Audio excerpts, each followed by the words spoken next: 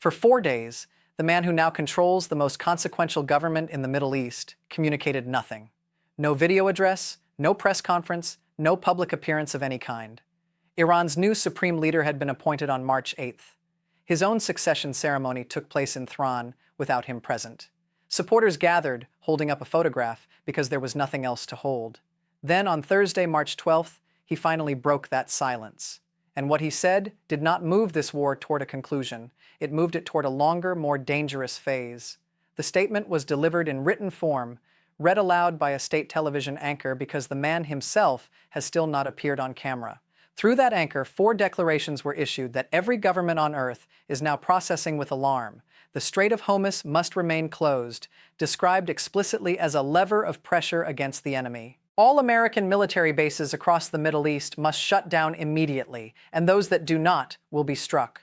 New fronts are being studied, ones where the enemy has limited experience and significant vulnerability, and 3 conditions were placed on the table that Iran says must be satisfied before any ceasefire becomes possible. Those 3 conditions are what this analysis is built around.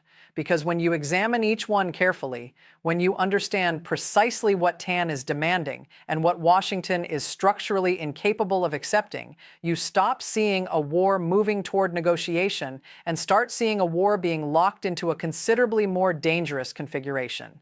If you are not yet subscribed to From Report, do it now and turn on notifications. This situation is moving faster than almost any story covered here. And what happens in the next 72 hours will determine whether diplomatic back channels can pull this back from the edge before the next escalation makes that harder. Before examining the statement itself, the context surrounding the man who issued it matters enormously. Mojtaba Kameh is 56 years old. He was designated Iran's 3rd supreme leader on March 8th, 10 days after his father was killed in the joint American-Israeli strikes of February 28th. The same strike that killed his father also killed his mother, his wife, and his son. He sustained leg injuries, including a fractured foot in that same attack. He has not appeared publicly since.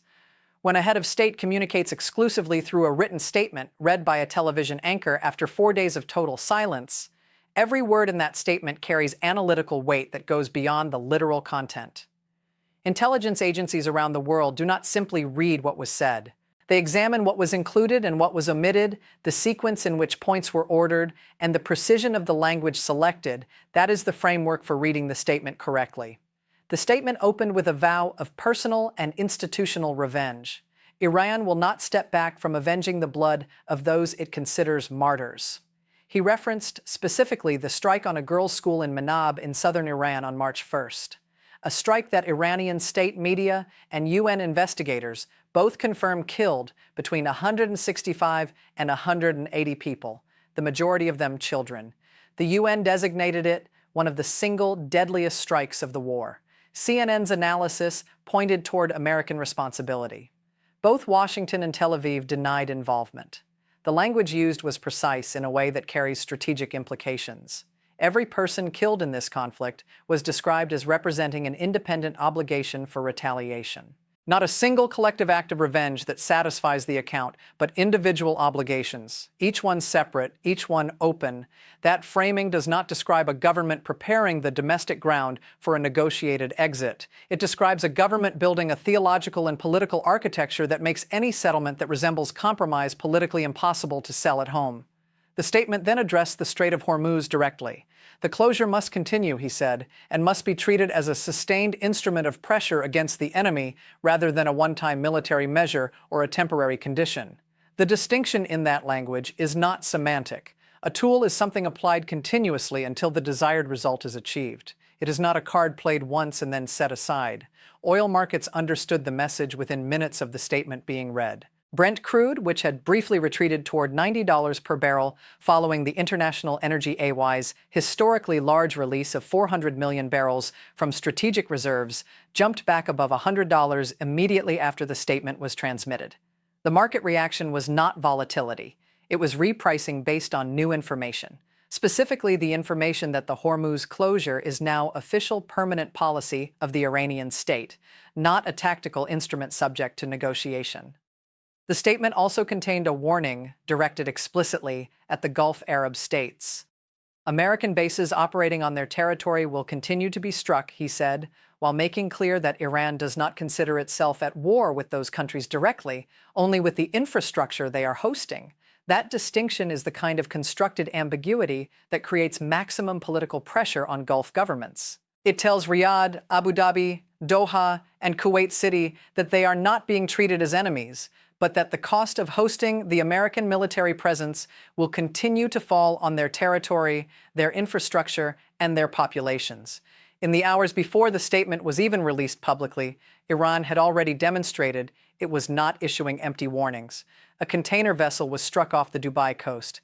A significant fire broke out on an island in Bahrain near the international airport. A drone hit a residential building in Kuwait. Dubai's air defense systems were activated twice in a single night.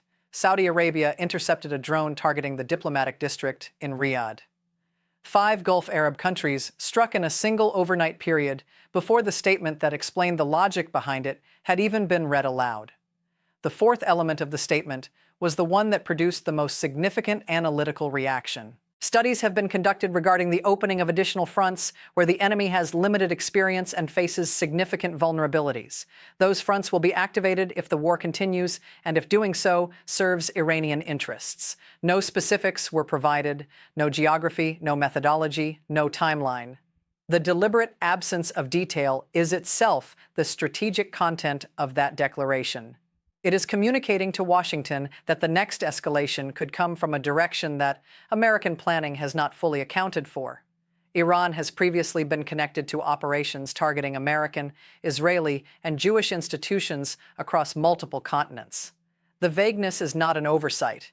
It is designed to expand the perimeter of uncertainty that American planners must defend against simultaneously. Now, to the 3 conditions, because these are official public demands from the government of Iran, confirmed on the record by the Iranian president after direct conversations with Vladimir Putin and regional officials.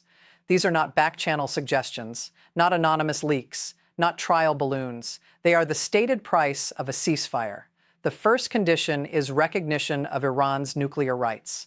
In operational terms, this means the United States and the international community must formally acknowledge Iran's entitlement to pursue the complete nuclear fuel cycle, including uranium enrichment, under Iranian control, not subject to IAEA verification, not constrained by JCPOA restrictions, and not shaped by any new American-designed agreement.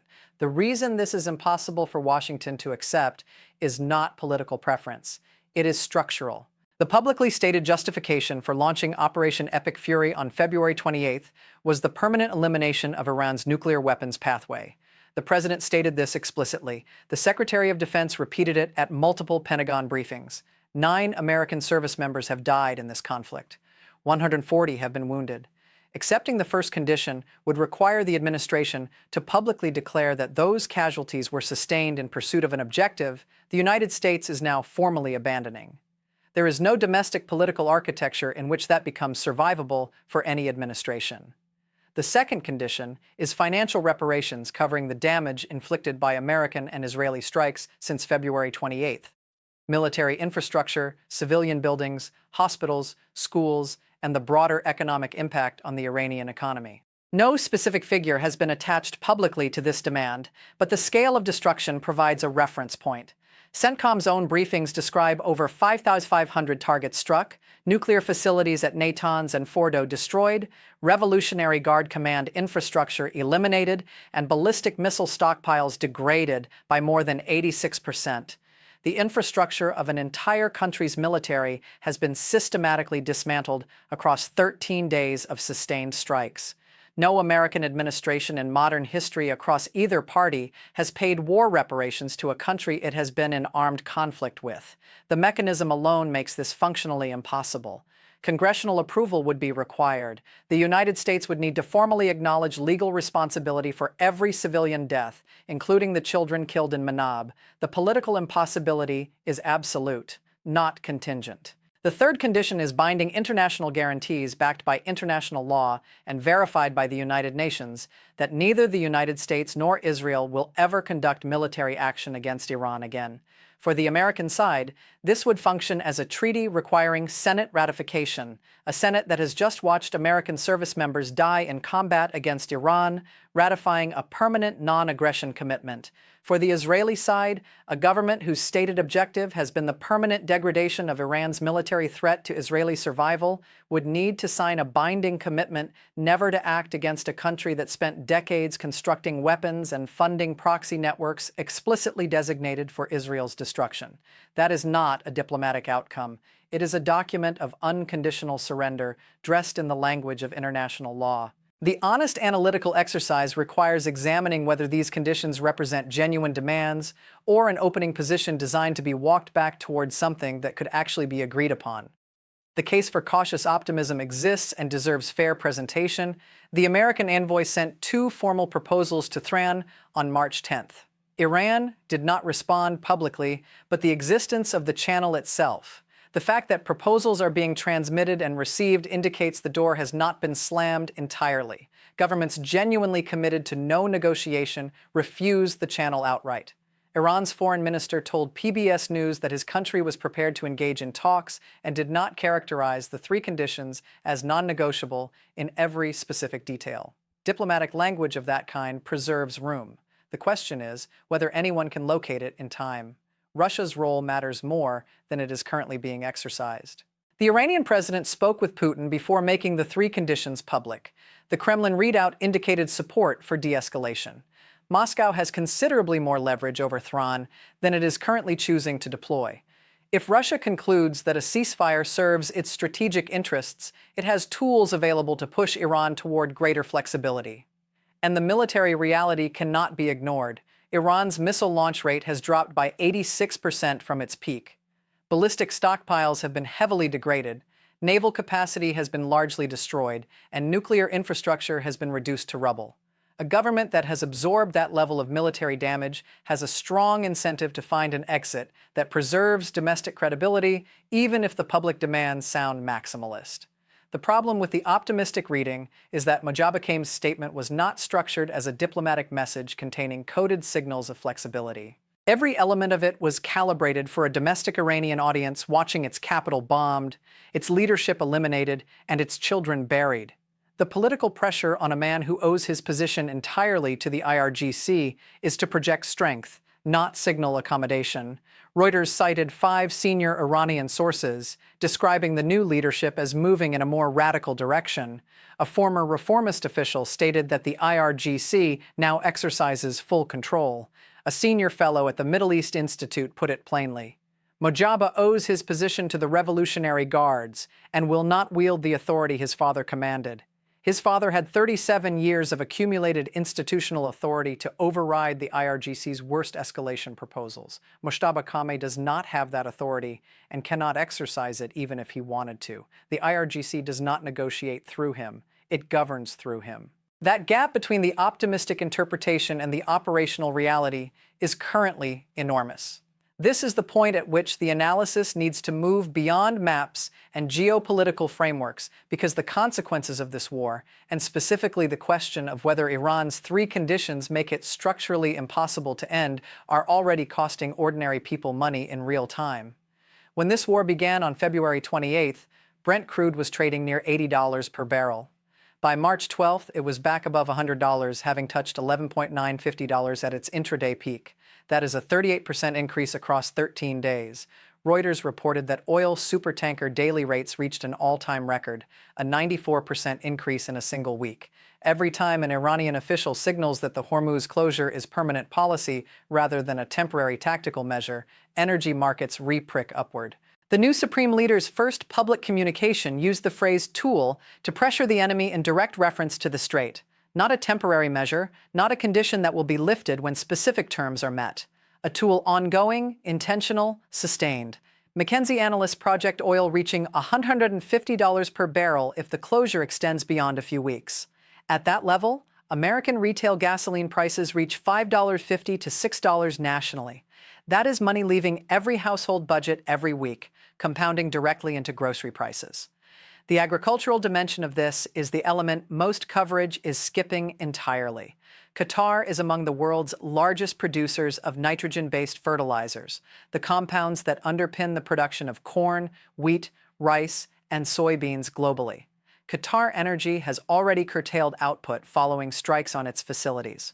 According to the Fertilizer Institute, approximately 30% of global ammonia production is now at risk from this conflict. Spring planting decisions in the American Midwest are being made right now. If fertilizer prices remain elevated or supply chains stay disrupted, the harvest this autumn will be smaller than projected. The food price increases that reach grocery store shelves by late summer and into 2027 will not reflect temporary supply disruption. They will reflect a physically reduced harvest. The line from Mojaba Kame's statement this morning to the price of bread 5 months from now is direct and documentable. Ed Yardeni, one of Wall Street's most consistently accurate senior analysts, has assigned a 35% probability to a market meltdown tied to this conflict. JP Morgan Chase has warned of a 10% market decline. The S&P 500 was already down 7.3% since February 28th before today's statement. The declaration that the strait closure is permanent policy rather than a temporary measure will push that figure further. If your retirement account carries exposure to consumer, manufacturing, or airline sectors, you have already absorbed the first wave of this repricing. Today's statement signals that more is coming. The United Nations Refugee Agency reported that 3.22 million people have been displaced inside Iran alone since this war began. 800,000 more in Lebanon. Beyond the humanitarian scale of those numbers, they carry direct geopolitical weight. No Iranian leader governing a population of 3.2 million displaced citizens, displaced by American and Israeli strikes, is going to accept a ceasefire framework that domestic audiences can read as defeat. That pressure does not make the three conditions more negotiable, it makes them less. Subscribe to Froome Report right now and turn on notifications. This channel exists to read the documents, examine the evidence, and tell you what the analytical picture actually shows. Not what the headline says, not what the official briefing claims. When Mojaba Kame appears on camera for the first time, that analysis will be here. When the back-channel negotiations produce a response or collapse, it will be covered the same way. What is unfolding now did not emerge without warning. The pattern was visible in the documents for anyone reading them carefully. 6 months before this war began, classified intelligence assessments, portions of which were subsequently shared with congressional oversight members, warned that Iran had prepositioned mines and fast attack boat squadrons in the southern Gulf in direct anticipation of this kind of American military action. 12 months before this war began, the IAEA's confidential assessment noted that Iran had accumulated sufficient enriched uranium for multiple weapons if further processed, with the agency explicitly stating it could not confirm that further enrichment had not occurred at undeclared facilities. 2 years before this war began, a reformist member of Iran's Assembly of Experts told the BBC that Ali Kham had specifically spoken against his son Mojtaba being considered as a succession candidate. And yet Ford was bombed, Natanz was bombed, Ali Khamenei was killed, Mojaba was elevated, the IRGC took full institutional control. And on day 13, the man whose entire family was eliminated in the opening hours of this war is telling the world that the strait stays closed, that new fronts are under active preparation, and that peace carries a price tag that includes American reparations and formal recognition of Iranian nuclear sovereignty. Every warning indicator was present and documented. The IAEA reports, the intelligence assessments, the succession debates, the mine prepositioning, the insurance premium trajectories. The pattern was readable in advance by anyone working through the right documents. The question that history will ask and that serious analysts are already asking is not whether the warning signs existed. They did. The question is whether the people who made the decision to launch Operation Epic Fury on February 28th had a credible answer prepared for the question. What happens if this does not end quickly? Because on day 13, the answer to that question is the one Iran's new supreme leader delivered this morning. And it was not a ceasefire offer. 3 expert assessments are worth placing on the record because of their convergence across very different institutional perspectives. a senior fellow at the Middle East Institute, the most widely cited analyst on Iran's new leadership structure this week, stated plainly that Mojtaba Kamei owes his position to the Revolutionary Guards and will therefore not exercise the same degree of supreme authority his father did. The implication is structural and significant. Negotiating a durable ceasefire requires a counterpart capable of delivering on whatever is agreed. If Mojtaba cannot override the IRGC, any agreement bearing his signature is only as durable as IRGC approval, and IRGC approval is not guaranteed by his signature alone. A former Middle East advisor to the U.S. Department of Defense stated that the two sides remain significantly far apart and that further military escalation over the coming days is the more likely near-term trajectory. She framed this specifically in the context of Mortabaka's psychological position, a man who lost his father, his mother, his wife, and his son in a single airstrike, now being asked by the United States to accept terms that would render all of that loss appear to have served no purpose. The global head of commodity strategy at RBC Capital Markets focused on the mind dimension as the variable that changes the timeline most fundamentally. The relevant question is not whether American naval forces can escort tankers through the strait. The relevant question is whether any commercial tanker captain on Earth is willing to sail into a minefield regardless of what naval escort is present. Mine clearing operations, not offensive strikes, not diplomatic statements, are the operational prerequisite for any realistic Hormuz reopening. A senior analyst at the Foundation for Defense of Democracy, speaking across multiple outlets this week, assessed the three conditions as face-saving formulations constructed for a domestic Iranian audience, rather than genuine opening negotiating positions. The real negotiation, if it occurs, will happen in back channels rather than press conferences. But those back channels are currently not producing results. When analysts across the ideological spectrum, defense officials, oil strategists, Iran specialists arrive at the same structural conclusion that convergence is the most reliable signal available. And the convergence right now points in one direction. The gap between what Iran is demanding and what the United States can accept is not a negotiating gap. It is a strategic chasm. Here is what to watch in the next 72 hours, the specific events and signals that will indicate whether this conflict moves toward managed de-escalation or a longer, more destructive configuration. Tonight, CENTCOM is expected to provide its next operational briefing. The critical signal is not what is said about offensive strikes. It is whether mine-clearing operations are mentioned at all. Mine-clearing is the operational step that makes Hormuz reopening physically realistic. If CENTCOM says nothing about mine-clearing, that silence carries analytical meaning. On Friday, the Comprehensive Nuclear Test Ban Treaty Organization releases its full seismic analysis of an anomalous underground event recorded 8 months ago at a site 60 kilometers southeast of Isfahan. That report will either confirm or cast significant doubt on whether Iran conducted an underground nuclear test. If the test is confirmed, the entire strategic architecture of this war changes permanently and immediately. Also on Friday, Lloyd's of London War Risk Committee holds its weekly review. Their determination on Gulf War risk insurance premiums is the actual operational gatekeeper for whether commercial vessels begin moving again, more so than any diplomatic statement or military briefing. If Lloyd's lowers premiums, ships move regardless of what politicians say. If Lloyd's holds or raises, ships stay out regardless of what politicians say. On Saturday, the first tankers that have been anchored outside the Persian Gulf since March 2nd reached the point at which they must make a decision. Fuel reserves, crew contract obligations, and cargo commitments have finite limits. A single successful commercial transit through the strait would break the psychological barrier that has kept all commercial shipping out for 12 consecutive days. And within the next 24 to 48 hours, Mojtaba Kamei needs to appear on camera. Not in a written statement, not through a state television anchor, but visibly, demonstrably alive, functional, and in command. Until that happens, every intelligence agency and every market on Earth will continue pricing in uncertainty about whether Iran has a functioning supreme leader at all. The longer he remains invisible, the more actual decision-making authority defaults to IRGC commanders who are unelected, publicly unaccountable, and have the least structural incentive to pursue any negotiated outcome. The most important single variable to monitor is not military action. It is whether the back channel between the American envoy and Iranian representatives produces a response. Two formal proposals were transmitted to Tehran on March 10th. Iran has not responded. If no response arrives by the weekend, the window for a rapid diplomatic resolution begins closing in ways that become progressively harder to reopen.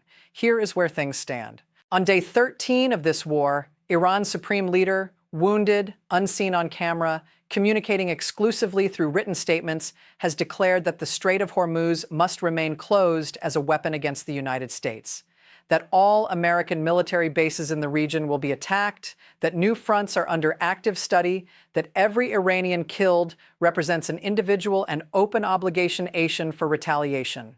Iran's president simultaneously placed three formal ceasefire conditions on the public record: recognition of nuclear rights, payment of reparations, and binding international guarantees against any future military action.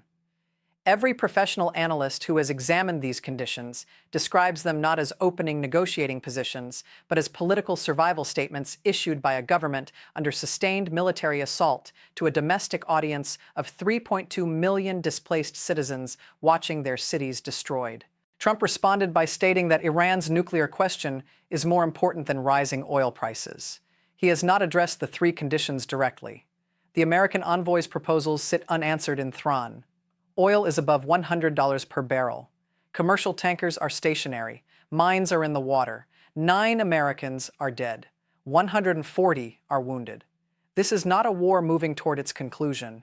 It is a war moving toward a longer, more expensive, and more complex phase for the soldiers in it, for the civilians absorbing it, for the energy markets pricing it, and for every ordinary person whose grocery bill, gas price, and retirement account is connected invisibly but directly to a 21-mile strait in the Persian Gulf that one man just declared must remain closed. Subscribe to From Report. Turn on notifications. When the next development breaks, when Moshabakham appears on camera for the first time, when the back-channel negotiations produce a response or collapse, when the Lloyd's decision comes through, when the CTBTO seismic report lands, the analysis will be here. Evidence first.